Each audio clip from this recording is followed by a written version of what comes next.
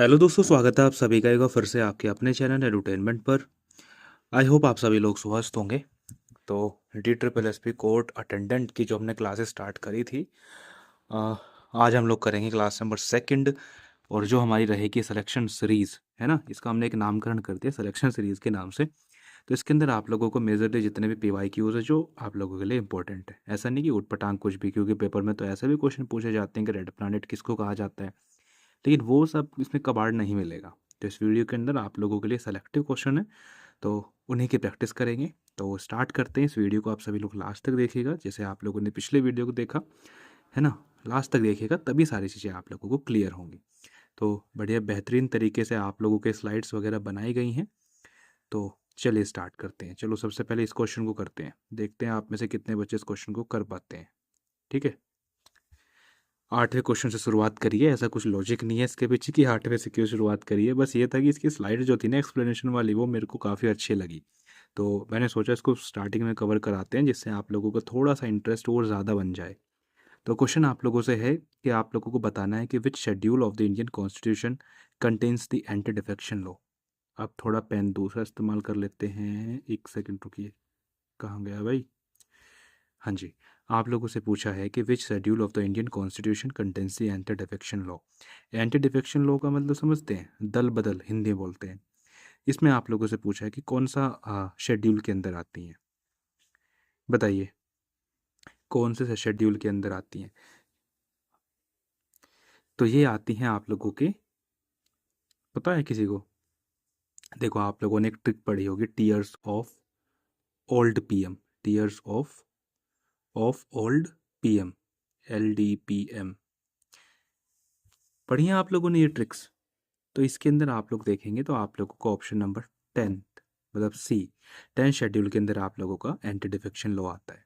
अब बताता हूँ कि इसके अंदर टीयर्स ऑफ ओल्ड पीएम में आखिर होता क्या है। देखो कितनी मस्त स्लाइड है। ठीक है, इसलिए मैं इसको सबसे पहले करा रहा था। देखो इसमें टी से क्या मतलब है, टी से आप लोगों की फर्स्ट अनुसूची जिसके अंदर टेरिटरीज आती हैं, यूनियन आती है बेसिकली। ई के अंदर आप लोगों के इमोल्यूमेंट्स आते हैं। ए से आप लोगों की अफर्मेशंस आती हैं, ऑथ्स आती हैं। फोर्थ से आप लोगों का राज्यसभा आती है। एस से शेड्यूल एरियाज आते हैं। अब ये जो ओ है स्टार्टिंग वाला, ये छठा शेड्यूल है। इसके अंदर आप लोगों के अदर जो शेड्यूल ट्राइब्स होते हैं, शेड्यूल एरियाज हो जाए, जिसके अंदर मेजरली असम आता है, त्रिपुरा आता है ना, ये सारी चीज़ें आ जाती हैं। और 7 शेड्यूल के अंदर आप लोगों की फेडरलिस्ट आती हैं। 8वीं अनुसूची की बात करें, इसके अंदर ऑफिशियल लैंग्वेज आती हैं। इसका भी मैंने आप लोगों के लिए क्वेश्चन रखा है, उसको भी हम लोग कवर करेंगे। 9th की बात करें, इसके अंदर हमारे लैंड रिफॉर्म्स आते हैं। डी, डिफेक्शन जो है डी, ये आप लोगों का 10th के अंदर आता है। 11 के अंदर पंचायत आती है ना। 73rd कॉन्स्टिट्यूशनल अमेंडमेंट आप लोगों ने पढ़ा होगा। 29th इसके अंदर फंक्शनल यूनिट्स होती हैं। 12th की बात करें, इसके अंदर म्यूनिसिपैलिटीज़ आती हैं, जो 74 कॉन्स्टिट्यूशनल अमेंडमेंट से इसमें जोड़ी गई थी। क्लियर बात है यहाँ तक। और इसकी PPT कह लो या PDF करो, PDF फॉर्म में आप लोगों को दे दूंगा मैं, ये आप लोगों को हमारे टेलीग्राम चैनल पर देखने को मिल जाएंगी। ठीक है, चलिए ये क्वेश्चन तो हो गया। अब चलते हैं ऊपर, अब बढ़िया मस्त यहाँ से करेंगे। चलिए आप लोगों के पास क्वेश्चन आता है सीजनल अनएम्प्लॉयमेंट से संबंधित। आप लोगों के पास क्वेश्चन है, आप लोगों से पूछा है कि जो सीजनल अनएम्प्लॉयमेंट होती है वो क्या होती है। पहला ही क्वेश्चन है, people are unemployed because they are switching between jobs. दूसरा ऑप्शन है, people are unemployed during certain parts of the years when demand for labour is low. C है, people lose job due to a permanent decline in specific industry. या D, अरे भैया ओ भैया इधर आ जा, इसको इधर ही लेके जाते हैं। देखो, या डी है आप लोगों का, people have jobs but are not working at their full capacity. बताइए। सीजनल अनएम्प्लॉयमेंट बेसिकली आप लोगों के ज़्यादातर एग्रीकल्चर के अंदर देखने को ही मिलती है। तो ऑप्शन नंबर आप लोगों का कौन सा सही होगा, ऑप्शन नंबर आप लोगों का होगा जी सी। पीपल नौकरी अपनी गंवा देते हैं due to permanent decline in specific industry. ठीक है, यही आएगा। परमानेंट डिक्लाइन थोड़ी ना होता है, बी ऑप्शन आएगा। अरे भाई, people are unemployed during certain parts of the year when demand for labour is low. तो ये होता है आप लोगों का सीजनल अनएम्प्लॉयमेंट, जो ज़्यादातर आप लोगों का एग्रीकल्चर के अंदर देखने को मिलता है। ठीक है, अब थोड़े से और हम लोग देख लेते हैं कि कुछ और बेरोजगारी भी होती है, उनको देख लेते हैं। सबसे पहला हमारा आता है सीजनल जो होती है, ये हमने ये पढ़ा, predictable changes in the time of the year. यानी कि साल के कुछ महीनों में क्या है कि लेबर की आवश्यकता कम होती है, जिसकी वजह से प्रचंड बेरोजगारी एक तरीके से इसको बोलते हैं। फ्रिक्शनल की बात करते हैं। फ्रिक्शन का मतलब है कि जैसे आप लोग मान लीजिए एमटीएस में सेलेक्ट हो गए, तो आप लोग इस एमटीएस की नौकरी को छोड़ देंगे, आप लोग यूपीएससी की नौकरी पकड़ लेंगे, है ना। तो ये है फ्रिक्शनल, मतलब एक बेहतर की तलाश में आप लोग गए, वो आप लोगों को मिल गया, ठीक है। अपनी इच्छा से आप लोगों ने जॉब को छोड़ा, तो ये होती है आप लोगों के फ्रिक्शनल। आगे बात करें स्ट्रक्चरल। स्ट्रक्चरल में क्या है कि डिमांडिंग स्किल आप लोगों की कुछ और है, मतलब जो प्रोफेशन में उसमें रिक्वायर्ड स्किल है वो आप लोगों के पास है नहीं, तो ये एक मिसमैच हो जाता है वर्किंग स्किल्स में, जॉब रिक्वायरमेंट में। तो वो बोलते हैं आप लोगों की स्ट्रक्चरल अनएम्प्लॉयमेंट, ठीक है। ये चीज़ होगी। साइक्लिक की बात करें तो ये जो रिसेशन के टाइम पे जो होता है ना, caused by an economic recession और डाउनटर्न, तो ये होता है आप लोगों का साइक्लिक। रिसेशन जब होता है कंपनियों में, ये होता है आप लोगों का साइक्लिक। आगे बात करते हैं क्वेश्चन नंबर सेकंड, इतिहास से संबंधित है, खासकर मॉडर्न हिस्ट्री। इसमें आप लोगों से पूछा है कि which of the following theories were was propounded by Dadabhai Naoroji. ये थ्योरीज है तो यहाँ पर वॉज नहीं आएगा, वर आएगा, ठीक है। लेकिन यहाँ पर थ्योरी कर लो, इसको वॉज ही रहने दो। Propounded by the Dadabhai Naoroji to explain the economic exploitation of India under British rule. आप लोगों के पास चार ऑप्शन है, बेसिकली आप लोगों से पूछा है इनमें से कौन सी थ्योरी दादाभाई नौरोजी ने दी थी, बताइए। देखो दादाभाई नौरोजी ने क्या दिया था, ड्रेन ऑफ वेल्थ। क्या दिया था जी, ड्रेन ऑफ वेल्थ। इनके बारे में थोड़ा सा बताऊं तो इन्होंने 1866 के अंदर ईस्ट इंडिया एसोसिएशन की स्थापना करी थी। रहनुमाई मजदूर जो सभा बनी थी उसके अंदर भी फाउंडिंग मेंबर्स में यही थे। और ड्रेन ऑफ वेल्थ इन्होंने दी थी, एंड एक poverty and un British rule of India वो भी इन्होंने दी थी, है ना। और ये पहले ब्रिटिश एमपी थे, इस बात का भी ध्यान रखिएगा, ठीक है भाई। आगे बात करते हैं, क्वेश्चन नंबर थर्ड की बात करते हैं। वेरी सिंपल क्वेश्चन है, लेकिन बच्चे अक्सर इसके अंदर कंफ्यूज हो जाते हैं।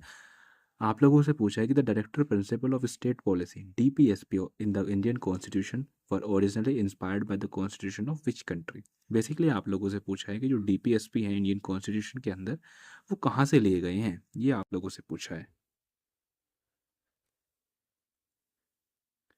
बताइए।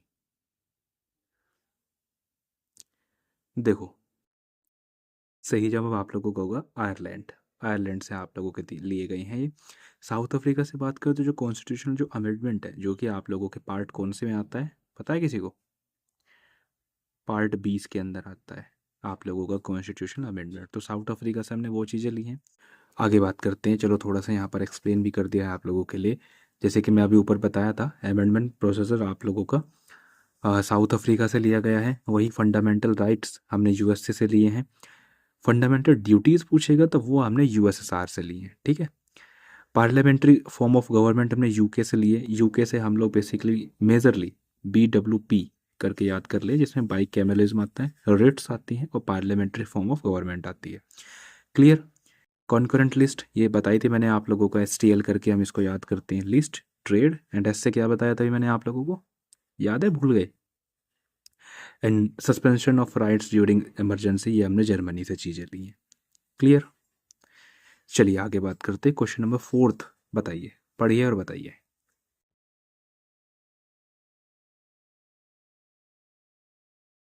बताइए। आप लोगों से पूछा है article 20 sub clause second of the Indian constitution provides protection against which of the following, ex facto law, double jeopardy, self incrimination या आर्बिट्रेरी डिटेंशन, बताइए। एस से लियन में सिटिंग, ठीक है। तो देखो बताता हूँ आप लोगों को, आर्टिकल 20 सब क्लोज 1 के अंदर क्या आता है, 20 सब क्लोज सेकंड के अंदर क्या आता है, 20 सब क्लोज 3 के अंदर क्या आता है, तीनों इन ऑप्शन के अंदर मेंशन है, ठीक है। अगर मैं बात करता हूँ आर्टिकल 20 सब क्लोज सेकंड, तो सब क्लोज सेकंड, सेकंड से थोड़ा रिलेट करिए डबल, है ना, डबल जियो पार्टी।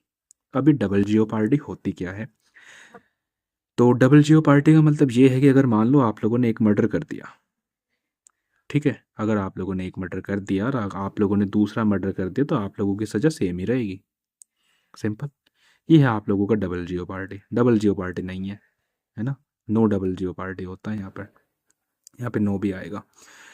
और ये आप लोगों का पेन किधर गया, अगर ये इसकी बात करें एक्स पोस्ट फैक्टो लॉ, यानी कि अगर आप लोगों ने मान लो 2001 के अंदर आप लोगों ने किसी का मर्डर कर दिया और 2003 के अंदर लॉ के अंदर कुछ इम्प्लीमेंट करा गया, कुछ उसके अंदर अमेंडमेंट करा गया, तो वो आपके ऊपर लागू नहीं होगा। उस समय पे जो आप लोगों के लिए सजा थी वही सजा आप लोगों को मिलेगी। तो ये आता है आप लोगों का आर्टिकल 20 सब क्लोज 1 के अंदर। 20 सब क्लोज 3 की बात करें तो ये है कि आपकी खुद की गवाही मान्य नहीं होगी, है ना। कि बोलते हैं ना कि हर, वही है तो मतलब वो जो फिल्मी स्टाइल में नहीं होता है, वो जज बोलते हैं पुराने पिक्चरों में कि हर, क्या कहते हैं वो, मतलब सबको ये लगता है कि उसने चोरी नहीं करी है ना, उस टाइप की चीज़ें। तो आपकी खुद की गवाही इसके अंदर मान्य नहीं होगी। क्लियर जी। चलिए क्वेश्चन नंबर 5 की बात करते हैं। नेक्स्ट क्वेश्चन आप लोगों से पूछा, मज़ा तो आ रहा है ना, बोर तो नहीं हो रहे हैं। देखो ये इस टाइप की वीडियोस नहीं है कि मैं 5 क्वेश्चन लेकर के आऊँ और उसमें आधा घंटा लगा दूँ, है ना। इसके अंदर क्वेश्चन कम मिलेंगे, आप लोगों का टाइम खराब नहीं होगा। आप लोगों से पूछा है कि जो वेदर फिनोमेना है वो एटमॉस्फेयर की किस लेयर के अंदर होते हैं, बताइए। Strato, meso, tropo, iono. Weather phenomena किसके अंदर होते हैं, तो ये भाई साहब आप लोगों के होते हैं ट्रोपोस्फेयर में। ठीक है, ये होते हैं आप लोगों के ट्रोपोस्फेयर में। इसको हम एक ट्रिक है आई मोस्ट करके याद करते हैं, IMST। टी से ट्रोपोस्फेयर, एस से स्ट्रेटोस्फेयर और एम से मीजोस्फेयर एंड आई से आयनोस्फेयर, हम इसको थर्मोस्फेयर भी बोल देते हैं। ठीक है, देन उसके बाद आप लोगों का एक्सोस्फेयर आ जाता है। चलिए थोड़ा सा यहाँ पर ध्यान से देखिएगा। ट्रोपोस्फेयर के अंदर आप लोगों के वेदर एंड क्लाउड आते हैं, जैसे मैंने आप लोगों को बताया। स्ट्रेटोस्फेयर के अंदर आप लोगों की ओजोन लेयर आती है। मेसोस्फेयर के अंदर मेट्योर्स, जो उल्का पिंड एक तरीके से बोल देते हैं, वो बाहर से आग होके आते हैं, एकदम ठंडे हो जाते हैं, है ना। बहुत कोल्डेस्ट स्फेयर होते हैं हमारे मेसोस्फेयर। थर्मोस्फेयर के अंदर हमारे रेडियो कम्युनिकेशंस चलती है। एक्सोस्फेयर हमारे स्पेस सैटेलाइट यहाँ पर चलती है। ठीक है। टेम्परेचर देखें तो ट्रोपोस्फेयर के अंदर डिक्रीज होगा, फिर बढ़ेगा, फिर डिक्रीज होगा, फिर बढ़ेगा और फिर बढ़ेगा। ठीक है। चलिए क्वेश्चन नंबर 6 की बात करते हैं। आप लोगों से हिस्ट्री से क्वेश्चन है। आप लोगों से पूछा है कि कौन सा पुर्तगाली ट्रेवलर द्वार सॉरी सॉरी हाँ, इसमें पूछा है कि जो पुर्तगाली ट्रेवलर था दुआर्ते बारबोसा, वो विजयनगर साम्राज्य आया था, वो किसके शासनकाल में आया था, बताइए। दुआर्ते बारबोसा किसके शासनकाल में भारत आया, बताइए। हरिहर, देवराय, केडियार या अच्युत देवराय। देखो केडीआर के टाइम पे आप लोगों के दो आए थे, एक तो दुआर्ते बारबोसा आए थे और एक आप लोगों के डोमिंगो बेस आए थे। और देवराय के टाइम पे, इनके टाइम पे आए थे तो फन्नाउन 19। ठीक है। चलो यहाँ पर देख लीजिए। निकोलो दे कॉन्टी देवराय फर्स्ट के टाइम पे आए थे। अब्दुल रजाक देवराय सेकंड के टाइम पे आए थे। दुआर्ते बारबोसा, डोमिंगो पेस दोनों भी बताए थे आप लोगों को, कृष्ण देवराय के टाइम पे आए थे। ठीक है। और फन्नाउन 19 किसके टाइम पे आए थे, देवराय के टाइम। क्लियर बातें। और ये इनकी नेशनलिटी है कि क्वेश्चन में आप लोगों से पूछ ले कि निकोलो द कॉन्टे जो देवराय फर्स्ट के टाइम पे आए थे वो किस प्रांत से आए थे, या किस मतलब उनकी नेशनलिटी क्या थी। हालांकि इतना डीप में नहीं जाएगा, ना ही अभी तक कोई गया है, तो लेकिन जो भी है आप लोग याद कर लीजिए। ये इटालियन, ये पर्शियन, ये तीनों पुर्तगाली थे। क्लियर बातें। चलिए आगे बात करते हैं। क्वेश्चन नंबर 7 की बात करते हैं। आप लोगों से पूछा है कि where did Gautam Buddha deliver his first sermon known as Dharma Chakra परिवर्तन, कहाँ दिया था सबसे पहले,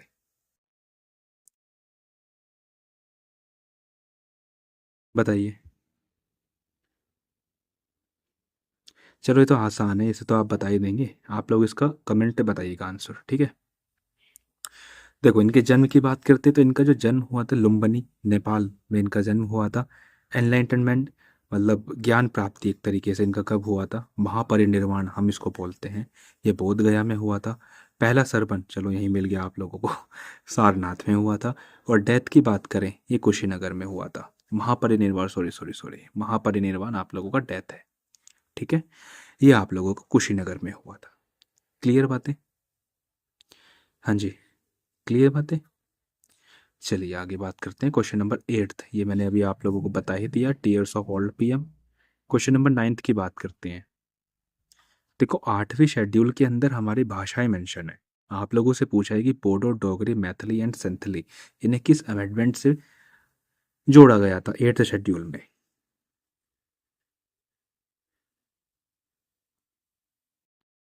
बताइए। BDMS। तो ये है आप लोगों का आर्टिकल नंबर 92। 96 की बात की तो इसमें वही है कि इसमें उड़िया को चेंज किया गया था 2011 में। ठीक है, थोड़ा सा यहाँ पर डिटेल में देख लीजिए। 21वां जो अमेंडमेंट हुआ था 1967 में हुआ था और इसमें सिंधी लैंग्वेज को ऐड किया गया था। 71 की बात करें 1992 के अंदर इसको ऐड करा गया था। इसके अंदर KMN करके हम लोग याद करते हैं, कोंकणी, मणिपुरी एंड नेपाली। 92 अमेंडमेंट की बात करते हैं 2003 के अंदर इसको जोड़ा गया था बोडो, डोगरी, मैथिली एंड संथाली। ठीक है, और 96 अमेंडमेंट मैंने आप लोगों को 96 मैंने आप लोगों को बताया था 2011 के अंदर। चलिए आगे बात करते हैं क्वेश्चन नंबर 10।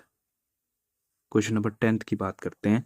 आप लोगों से पूछा है कि which of the following is not a freedom guaranteed under article 19 of the Indian constitution. Basically आप लोगों से पूछा है कि आर्टिकल 19 में आप लोग इनमें से क्या चीज़ें नहीं कर पाएंगे।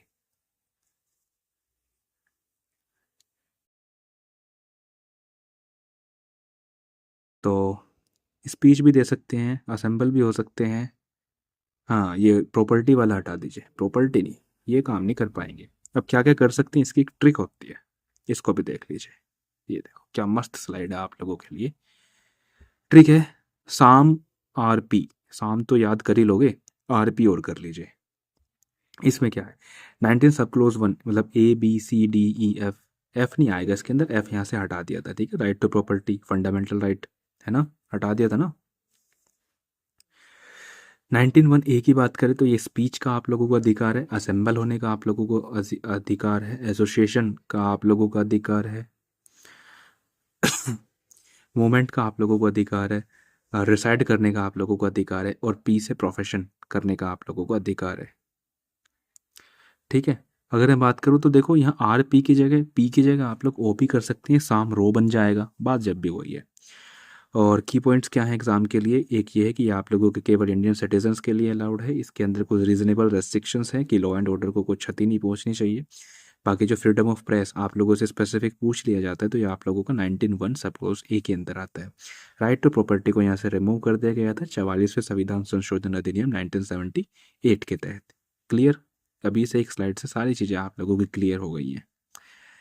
आगे बात करते हैं क्वेश्चन नंबर 11 हमारे पास आता है, सुप्रीम कोर्ट से संबंधित है कि फंडामेंटल राइट का अगर आप लोगों का कुछ दिक्कत होती है तो आप लोग कहाँ जाएंगे। तो सिंपल सा क्वेश्चन है आर्टिकल 32। इसको रखने का मुद्दा यही था कि मैं आप लोगों को बता दूं कि सुप्रीम कोर्ट आप लोगों का रिट जारी करता है और हाई कोर्ट भी आप लोगों का रिट जारी करता है।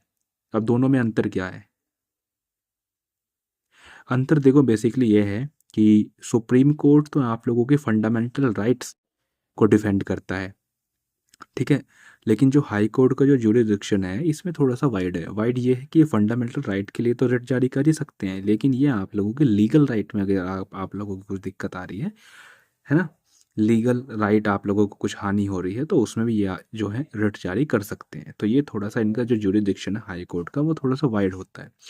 सुप्रीम कोर्ट 5 तरह के रिट जारी करते हैं, आप सभी लोग जानते हैं, हेबियस कॉर्पस, मैंडेमस, प्रोहिबिशन, क्वो वारंटो, सर्टियोरिटरी, है ना, आप सभी लोग जानते हैं। 12th क्वेश्चन की बात करते हैं, इक्ता सिस्टम कौन लेकर के आया था? सिंपल है, इल्तुतमिश लेकर के आया था।